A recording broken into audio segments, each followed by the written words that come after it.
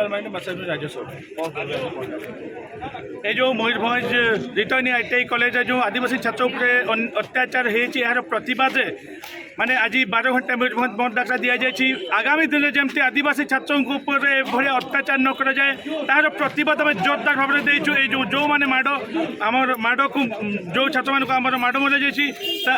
तार मुख्य अभियुक्त गिरफ दाबी और से जो बेनियम रिटर्निंग आईटीआई कॉलेज आम आदिवासी छात्र मानक नहीं जो माने बेपार चली से बेपार से बेनियम आईटीआई कॉलेज को बंद कर एवं आगामी दिन जो आदिवासी अस्मिता जदि एमती आँच आसे ताले जोरदार यार प्रतिवाद करवा समस्त को सूचाई देवाई आम चाहूचे से आज 12 घंटा बंद आम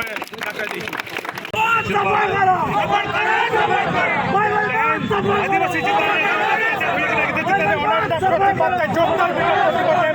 आगामी दिन में जमी अब आदिवासी चिंतन नौका नहाचे चालू हुआ और बाखन सेंगल मयूरभंज गोटा जुड़ो आम जो चेतावनी मांगना उनको जहाँ रिटर्निंग कॉलेज आते गिद्रे उनको परीक्षा सुजोग को जामा होना साथ जहाँ उनको दलका को मुख्य जो रेटोमा